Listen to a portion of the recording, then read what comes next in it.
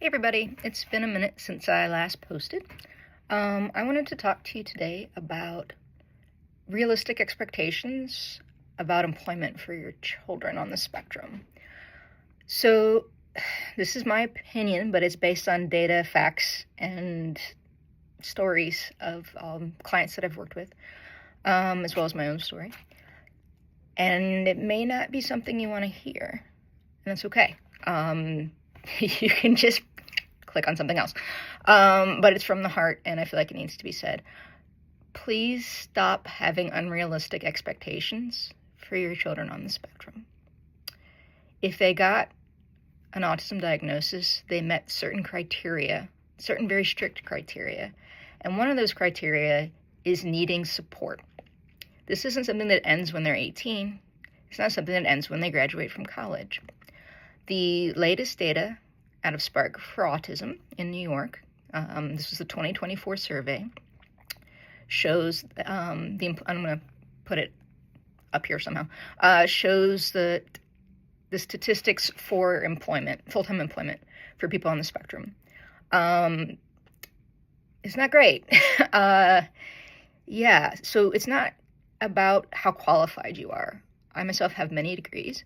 It's about being able to have the social acumen to adapt, adjust, translate, be efficient in a neurotypical world that requires a lot of executive functioning for 40 plus hours a week. I recently had a post from like 15 years ago about a nursing job that I loved. It was mental health nursing at a hospital where I did ER evaluations for folks and admitted them in, which was wonderful because I got to be with them in their hardest time, and that was a privilege. So all of that to say, that post was about the fact that I'd worked 60 hours the previous week. I can't do that. There's a reason why I kept pushing myself. Next job as a nurse, next job as a nurse, next job as a nurse. And I would burn out after about a year, sometimes not even that long. And it's because I'm not neurologically capable of working that hard. My nervous system, I was on blood pressure medicine in my 20s. My nervous system has too much of a cortisol response to stress. And this is not maybe a kind thing to say, but trying to interact with the neurotypical world is stressful. Yeah, so getting back to your kids, putting them under pressure to take AP classes, to get a lot of credits so that when they go to college they can finish up early, or maybe they can take less credit hours. That's fine but think about all the different angles of what do you want for your child? Do you want them to succeed academically? We're capable of that. I have multiple degrees. I've done very well in school. Also, I've not been able to do anything else but school during school, so I didn't get an opportunity to socialize and make up for some of the social deficits that I have because my brain doesn't work like everyone else, or like neurotypical people's. So I got even farther behind developmentally when it came to socialization because I could only do school. I'm not saying don't go to school.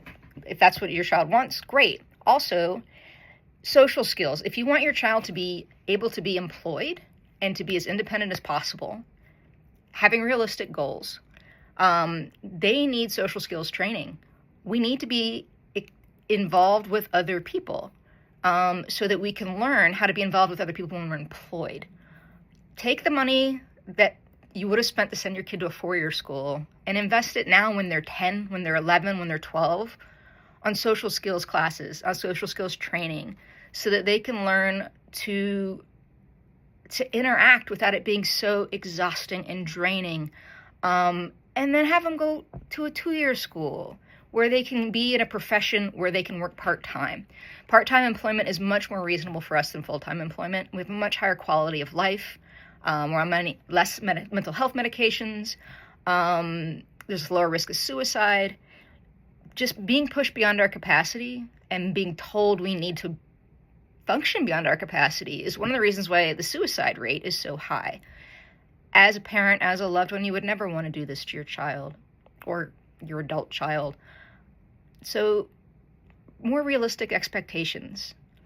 again, if you want them to move out of your house, they need to learn to socialize and to be comfortable with neurotypical people. It is so much more important than any academic leg up you may think that you're giving them by challenging them academically. So the message isn't don't challenge your children, it's push them to the extent of their capacity, but let's look at realistic goals based on what is possible for other people that have similar mental states to theirs. Again, I'm not intending to offend anyone. I really, again, suicide's the number 2 killer of people on the spectrum. Our average life expectancy is 36 to 53. We got to do something about these numbers, and getting us out of a place of shame and unrealistic expectations is our number 1 shot at that. So thank you for all your support, and have a good day.